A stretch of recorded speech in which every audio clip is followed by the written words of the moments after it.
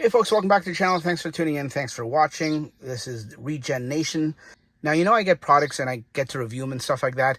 Today we have a new one. It's similar to this. See how this Hansshow, this is the 9-inch screen. We've got something similar to this. It's right here, but it's not 9. It's actually 6.86 inches if you want to be precise. And it's not a touchscreen, but we're going to install it right over top here. And this one attaches to the steering wheel column right there. So let's get started and show you what it's all about.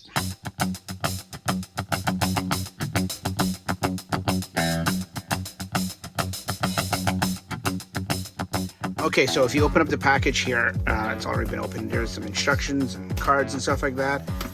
And then here, okay, we've got a little pry tool and a bunch of wiring.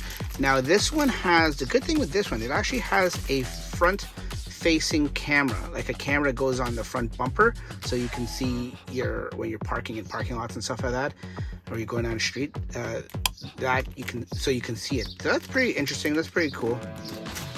And then some wiring loom for different hookups and stuff like that. And this is the screen itself. And as you can see, it's let me take it out of the package.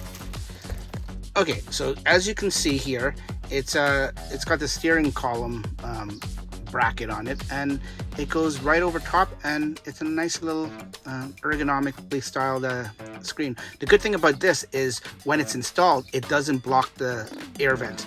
You know, the other one actually does. You come across here and you see this one, it actually blocks the air vents. If you're a type of person that likes air right on your face, then this one would not be the one for you, and this other one actually may be the solution for that. Okay, the first things first, we have to actually take off this whole entire dash cap here. This one's white because it's a white interior, but if you have the black interior, you're going to have the wood trim version. And it's easy. This panel right here, use the soft pry tool here, and you just pry this cap off, and the whole thing just pops right out. It's hard to do with one hand, but as you can see, it's 2 clips. That just comes off. You do the exact same thing on the other side, on the passenger side, and the whole thing comes right off. On the passenger side, you can use the pry tool right here, or you can just open the glove box, and then there's a lip here after you open the glove box, and you just use your hand, and you can just grab it and pull it apart that way, and the whole thing comes off and falls in your hand, and then you have to catch it at the last minute because it's embarrassing on camera. And while you have this off, you're going to need to open this stuff up here too, so you might as well take this off at the same time, and this is what you actually should use the pry tool for. And this just has one clip. You take the top off and the whole thing comes right off. Save it, and then what you're going to need to do, if you can see in there, there's a little one of those push tabs or pull tabs. You pull that out, and then this part right here, this whole part here, will come out.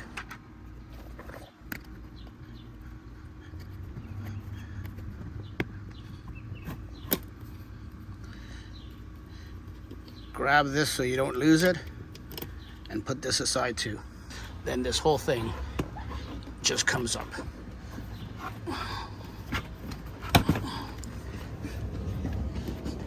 So you just lift up, and as you can see all the way here, it will just come right out. And then put this aside too.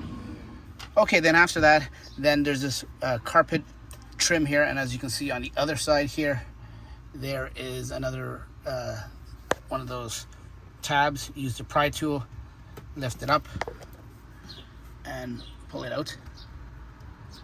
Should come out. Yeah, there you go. And then once again, save this tab. Now, what I should mention is this is the Model Y. If you have a Model 3 or any older vehicle that has the Intel computer, which is going to be way up here, you're going to have to take this whole thing off there. In this one, I think 2020 or 2021 and newer, they have the AMD chips and computers, so you don't have to. You can go in through here. So once this is out, you pull this aside, and it looks worse than it actually is, folks. It's very, very simple. Now, once you get that open, you just pull this aside, and I have wiring in here from my 9-inch screen, but I'll show you what you have to look for. You have to look for this blue connector right here. I don't know if you can see it here. It's blue, yeah. It's blue. It's a blue connector for the Model Y. I'm not sure what it is for the 3, but it's blue. And that is the communication port that you need to look for. If you already have something like I have, then you can just jump from here. Okay, so once you have the 2 end caps out, what you can do, if you have a second person, it's always easier, but if you can do it by yourself.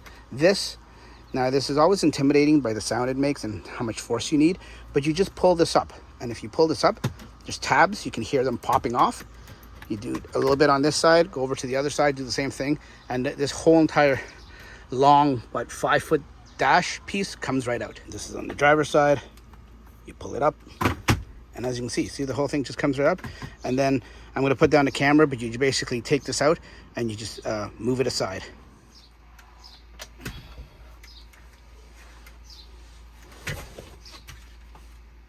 Okay, so once you have that off, now you have to take this cap off, which is right here, and this top cap comes off. But first of all, you should take, let me see if I can focus on it, take these 2 fasteners out, this one and this one. And once again, use a small little pry tool, pull it off, and that just basically connects this like fake leather kind of trim or gasket here that's attached to this plastic housing. This just takes it off because you're gonna need to take it off but put it back on. I'll show you. Okay, that's off. So then this part just comes out here. So once that's done, you got to take this top cap off, and as you can see, there's a seam right here. Use the pry tool, get in this seam here. There's another seam on the other side here on the left hand side. You get in that seam and you lift this cap off. There's just 2 clips, I think, on either side, and it just pops off. Another way you can get it off in case you can't get in here is you just, now that you have this off, you just put your hands, if you got small enough hands, put it in. You can get your fingers in underneath here and you just lift up. Like I said, it's just clips, so it won't damage or won't break anything. You just lift up, and as you see how that one popped up there? Just use your hand and then get your other hand on the right hand side, do the same thing here. It sounds worse than it is. See how it just popped up there? And that's it. And then the top should come off too now. You have that open. Before I pull it out, I just want to show you there's a tab here at the top and another tab at the top here, smaller tabs. And once you get those out, and then there's a collar right here that's tucked in behind the steering wheel, so you sort of have to push that forward and bring it out. The whole thing comes right out, as you can see. There's those 2 small tabs I was talking about on the front, one here, and then one on the bottom there, and then on the back, there are bigger tabs, as you can see. One's bigger than the other. Okay, so from here, you have to take this leather part out to transplant into the other piece. So it's fairly easy. There's 2 clips here on this side and then on this side. All you do is you lift up the clips here, you lift it up a little bit and the clip comes off, as you can see on that side. Do the same thing, just lift it up, like up this way, and it just comes over, so it's not holding on. And then here there's 2, one's already done, 2 things that you just use like a needle nose pliers, or you just use your fingers if you got strong enough fingers, and just squeeze them in so it goes back through the hole. And the whole thing just comes off. Just squeeze it in. Like I said, pliers would probably be easier, but there you go. And it just comes off. So now this you don't need anymore. I would still keep it just in case, but this has to now go on to the new screen right here. This is the new screen, and the same way you took it off is the same way you're going to put it back on. So you put these 2 clips in till it snaps, 2 snaps. These on either side here, these are just alignment pegs. Do they clip in? No, they don't clip in, they're just alignment pegs. And then the hooks on the side here just hook over on that side, and they hook over on this side here, and then you have it on. And then this is fully transplanted onto here, so now this can go onto here. And the same way you took the old one off, you put this one on. One thing I will mention that I forgot to mention at the beginning, and maybe I'll just insert it, is before you do the steering column, go into your settings here, which is right, let me show you, settings, and in control settings, you click on steering, and you move it all the way down. See that's right, it's up, you move it all the way down, and by doing that, you use the scroll wheels, down, and then left and right will bring it in and bring it out. You want to bring it all the way out. So it's down and all the way out. Okay, so while you have it out, before you put it in, you have to get your wiring harness here. And it looks very complicated and very intimidating, but it isn't, trust me. Just untie it then you find the piece that goes into here, which is this piece right here, right there, as you can see. That goes into, if you turn the screen upside down, that connector right there, it just connects in there. It'll only go one way, so you can't put it the wrong way.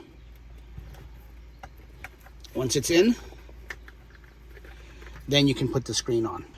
Now to put this in, you just put the front in first, as you can see there, and then you slide it in so this part gets underneath the steering wheel, and then once it's under, then you push it forward and you clip it in, right, push down to clip it in, and the clips will go straight in.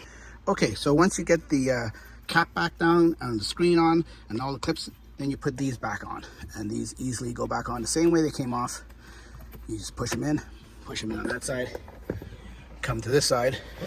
Now make sure, the other thing is the wiring that you just put in, make sure that it's out and not tucked in there still. Pull it out, make sure you have enough room to work with there.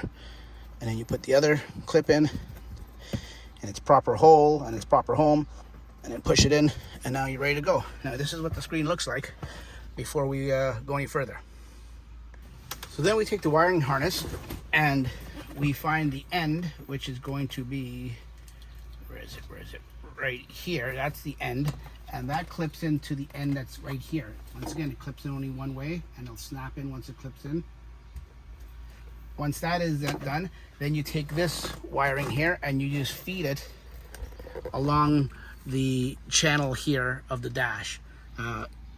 You can use duct tape or any kind of tape to put it down so it doesn't rattle, and then you can put the dash back down, but you feed this through first. So remember, once you feed it through, make sure it's not interfering with any clips here.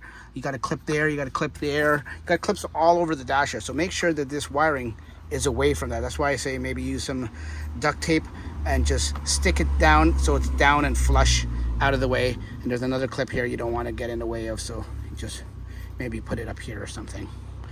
So once the wiring comes down here, as you can see, we're going to trace it all the way down here. And at the end, the wiring has all the different connectors, but they're all labeled. This one says Intel. Intel is the old one, and that goes up into the computer under the dash, under the glove box. And if you have that, that is a pain in the ass. Good luck for that. Here's the other one. This one's for the power for the AMD. AMD is much easier because the AMD one goes right into here, into the blue one, and then the power goes right into here. And I'll show you this one right here. If you look at the whole entire panel here, or post, it comes down, and just before it bends, there's a white connector here. All you do is you unplug this white connector. There's a tab here, right here. You put that thing's in the way. There's a tab here, you push that in, then it comes up, and then you find the power, and this is the power here. So you just replace it to where that other one came out of, and it just pushes in until it clicks. You'll hear click, and then this one gets replaced into here. It just acts as a jumper, folks, and it's hard to do this one hand while holding the camera. So basically you put this one into here. So you take the blue one, blue onto blue. That's easy. Here's the blue one right here. So we take the blue wire, or the blue plug, and blue on blue. You can't really mess this up. It only goes in one way. And once you get it in, it'll click in. It's hard doing this with the camera in my hand, but there you go, just like that. She's plugged in. So once it's in, you'll see you have all these wires left over. You tuck them in behind here neatly. You can use electrical tape to tidy them up, or some zip ties and stuff. Tidy it up in there, and then you close this back, and you put the covers right here. You put them back on in the same way you took them off.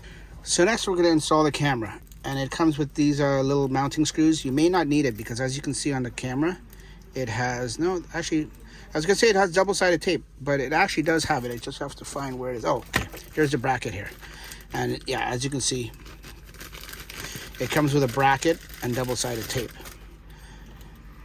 There's a double-sided tape that's really strong adhesive, and here is the bracket that it gets attached to.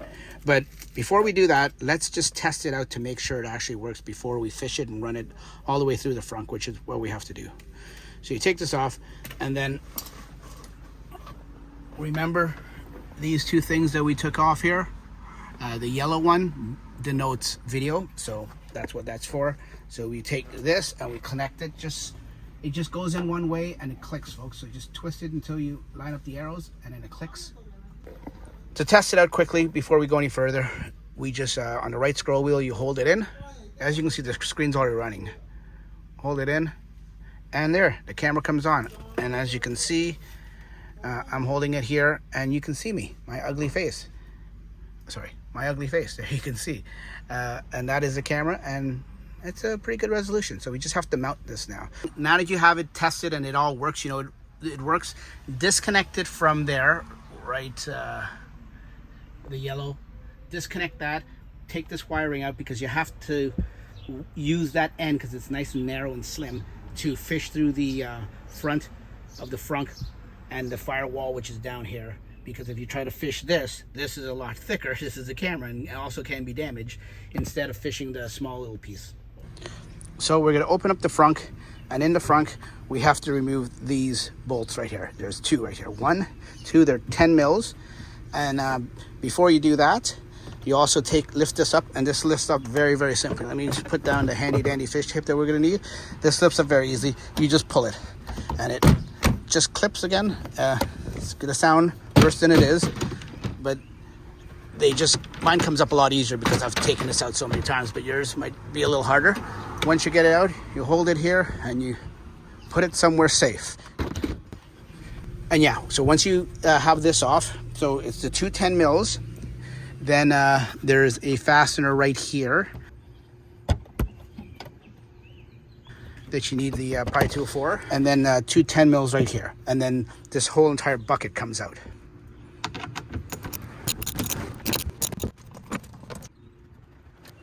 When you take these out, just leave the screws in here so you don't lose them. And when this whole thing lifts up, remember there's one wire that you have to disconnect that's attached to the safety front button.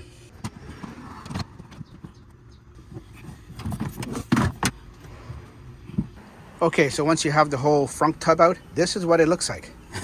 Dirty as ever, but this is what it looks like. There's your super manifold, there's your octo valve.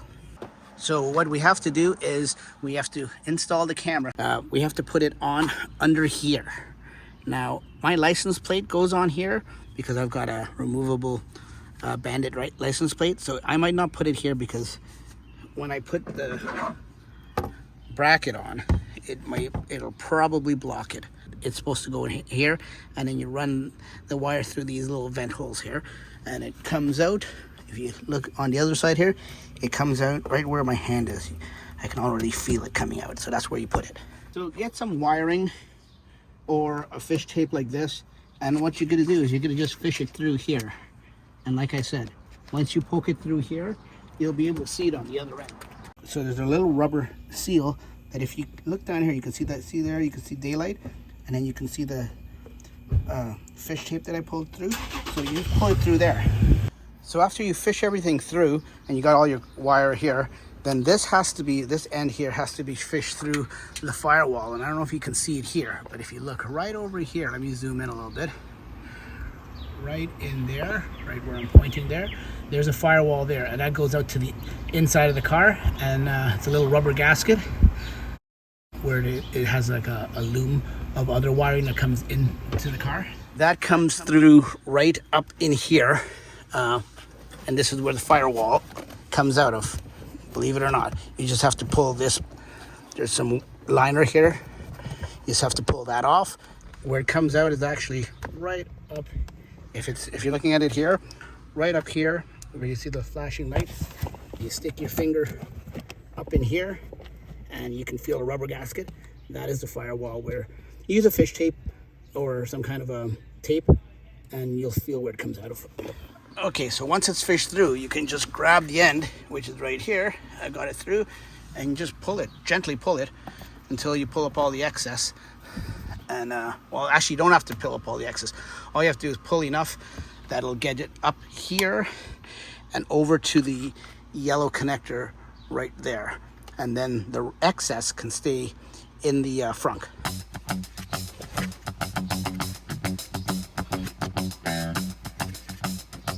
Okay, so like I said about the excess here, bunch it all together properly and tie wrap it so it's out of the way, even though you won't see it. but that way it's not rattling around, getting caught on anything. Not that there's anything to get caught on, but it's just a good idea to keep it all neat.